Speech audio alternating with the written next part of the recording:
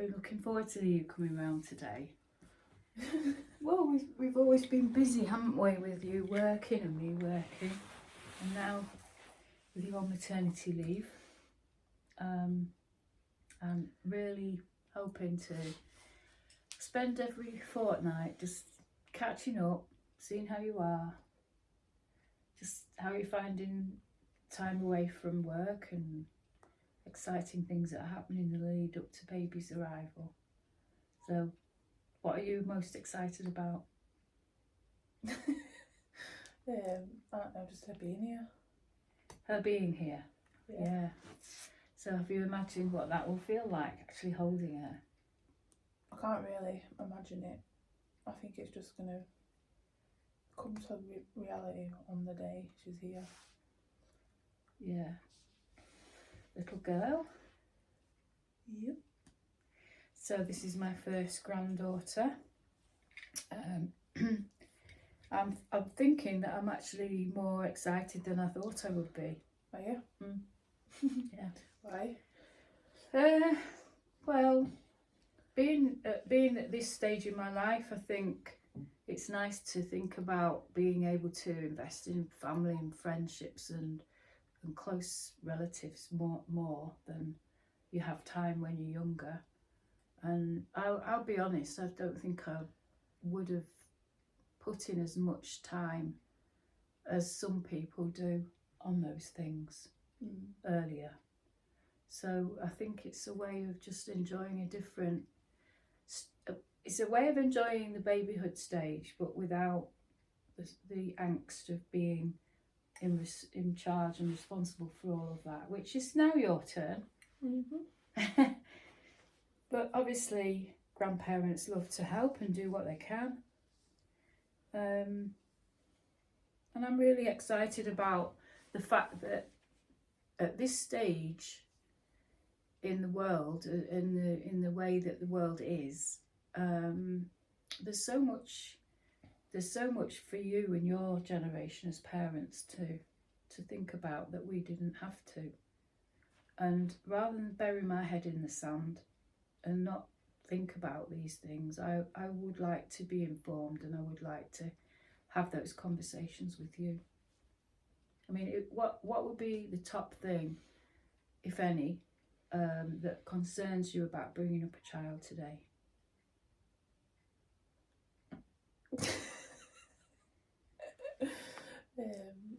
I don't know, I guess there's a few things. Because kids aren't the same as what they used to be.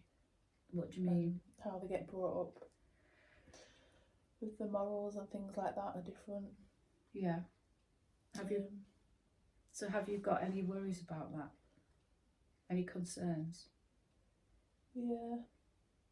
Just about who she might end up being with. Or falling into friendship groups. Yeah. Is there any one incident in your young childhood or later teens, say, where you think, looking back now, if that was your daughter, would you be horrified or worried about what you were doing?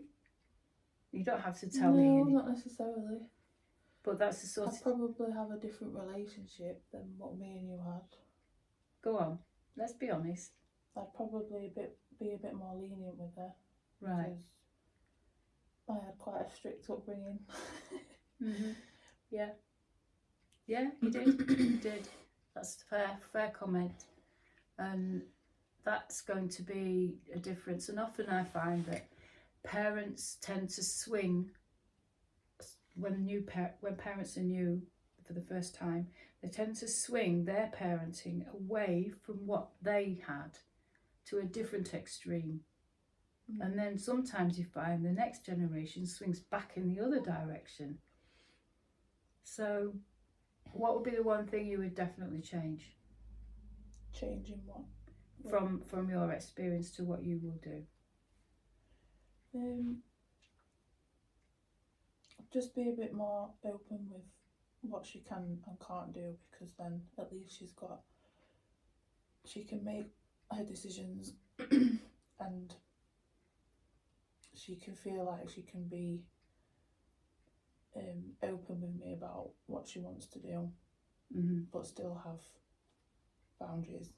Yeah, that's the trick, isn't it? Boundaries is a good word, actually. I wish I'd come across that earlier. Because I think I heard somebody say once, better to have a fence around the top of the cliff than send an ambulance to the bottom. It's a good picture. And I think rather than constantly saying to someone, don't go near the edge, don't do this, don't do that, just have the fence, and then we all know where we're at.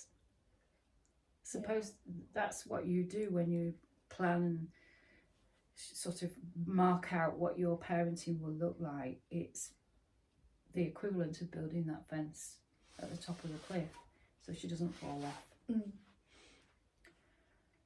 But there are things that I've never had to think about for my children, for you and your brother, things that would have only come along since you were 10 or above, that you will now be facing while that baby is even just a toddler.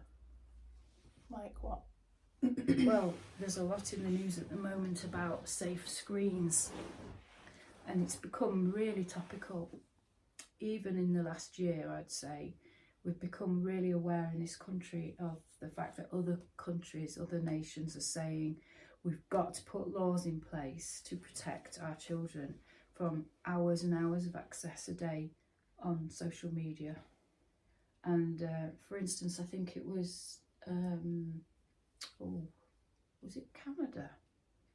Well, no, it was Australia. Even yesterday, I think, they set this rule that nobody under the age of 16 is allowed to set up a social media account. Which seems harsh, because you think back to when you were 16 and you would have had Facebook, and would you have had anything else at that stage? Nothing was like a website. I know it was the early days. There was MySpace, was it called? Yeah, I didn't really use that. I remember you having an account, but we didn't really understand in those days exactly how much information was being saved and analysed and then used to inform the feeds that we would then be sent back again on our phones. So certainly Australia and many other countries are going down this line of saying we've got to protect our children from having private accounts that their parents have no idea what they're seeing, what they're doing, what they're being sucked into, really. And it's anything from just... Yeah, but it's not hard to make a fake account. So you're older than you are. Quite right. It will be something that people get round, but at least if you know that it's not approved of, there will be some cautions and there will be some hesitation. So if you were, let's say you were buying products for a 10-year-old from a Facebook account, there's something that would be a bit strange about that. If everything you were looking at was childish. I think the logarithms on the computer systems can really work that out through artificial intelligence.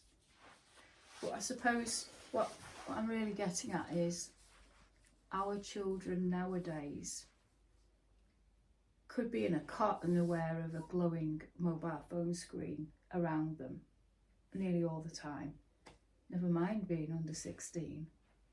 So does any of that trouble you or concern you, or have you got an idea of how you want to play it? I mean, they're going to be around because that's just how it is now, this day and age, but you've got to be restricted with it because they can get addicted and they can just see comfort in a screen when obviously there's other ways to do activities and things, but it is a good way of learning as well. So yeah, I'd say I wouldn't not want them to have use of it, but it would have to be restricted in some way. So if you were, say you were in a doctor's surgery and you know it was busy and you'd child was a little bit crabby and you didn't have anything much with you to entertain the child, do you think the fact that you see this happening over and over and over again in public, that the mum or dad brings out the phone, puts it in front of the child, even though they can't read, even though it's probably meaningless content to them, is it an appropriate thing to do, would you say? I mean, it depends really. Because a lot of the time, places like that, they've got little play areas and stuff for kids. But if it's just a case you put in a song on which they like or something, it's not, I won't say it's harmful to them. Yeah, it's knowing what you can draw from rather than it being a random screen, I suppose. So nursery rhymes have always been a top favourite. Always being able to put some sort of, well, I don't know, the wheels on the bus could drive anybody mad. It still goes around that song, doesn't it? Yeah. But finding their favourite song in some shape or form, fair enough. But what about if that's the first thing you would do without thinking, instead of having maybe some eye contact or conversation? No, it won't be the first thing to go to, obviously. Do you feel like you'll be unself-conscious in public talking to your baby?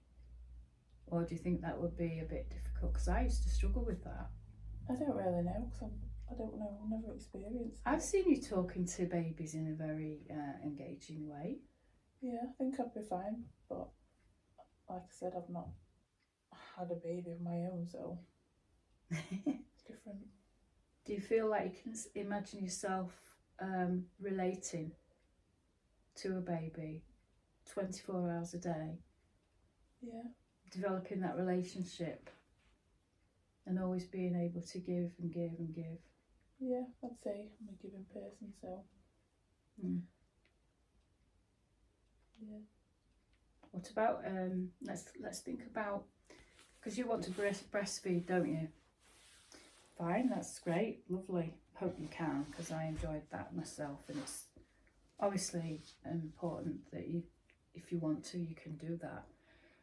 So when you're the only one who can feed her at night, repeatedly, night after night. Well, I can pump as well. So what if I pump breast milk and reserve it, that can be used in bottles. Hope it works for you. That good luck with that. Well, I don't know if it's as easy as some people make out, but it'd be amazing if you can do it, to give Nick the opportunity as well to be involved. Yeah, well, there's the breast pumps nowadays which are quite good. Electric, and you can walk around with them on, so. Good grief. You don't have to sit there and pump it. Right. I can remember having severe aching neck muscles from sort of hunching over doing that. It didn't seem easy. No, you can just place it on, put it on, do what you're doing.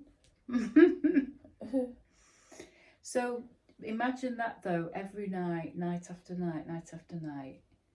Just becomes a routine though, doesn't it? Like what I'm saying is, it can go on that you're sitting feeding for an hour at a time. So to me, that's the first time a baby will be exposed to a phone or a screen, is because it becomes very aware that you are looking at one while you're feeding it. So is there anything you would say that you have considered about that? Whether that becomes normal, whether that is something you will avoid, whether you will have other ideas of what to do to entertain your mind while you're doing that. I haven't really thought about that, but I wouldn't pick up my phone in the baby's face. Obviously, maybe if I put the TV on, it's different because it's there behind, but I wouldn't intentionally have just the phone here while the baby's head's there.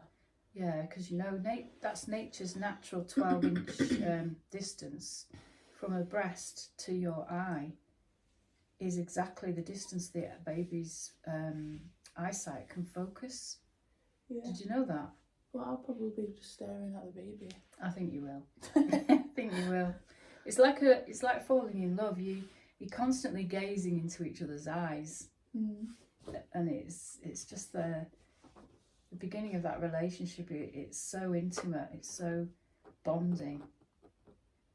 That's, I suppose, my concern is that if you had got no caution around the use of screens or phones or devices and noises and distractions, whatever they might be, even a cup of tea. Some people frown on you having a hot drink in your hand with a baby at the breast. I know it's something you've got to be careful about, but everything's a balance of risk, isn't it? Yeah.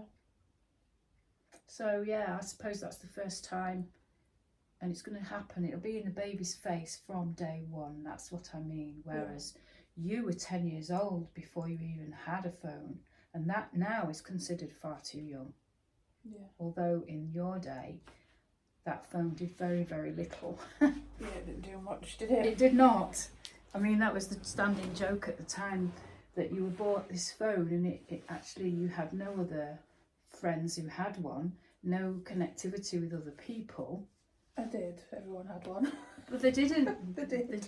You had a 3 phone, I seem to remember, in the very It was a beginning, big block. that didn't do very much. But now you wouldn't dream of giving a 10-year-old a smartphone, or so we are told we shouldn't be thinking of doing that. I personally wouldn't do that now. If I was looking after a child, I would be very aware that the time they have, so-called innocent years, is so limited. Why would you push down their throats and their minds a constant feed of other people's ideas of what's acceptable and normal? You're in control of that. You're in a very powerful position now as a mum. Yeah. Could go to your head. So she's itching again. Is that gone away? Is it still there? No, it's gone now. Has it? Yeah. It's like something pops up every other day, doesn't it? Yeah, it started using put some bio oil. Bio oil. And it went away. Right. So how long have you got to go now?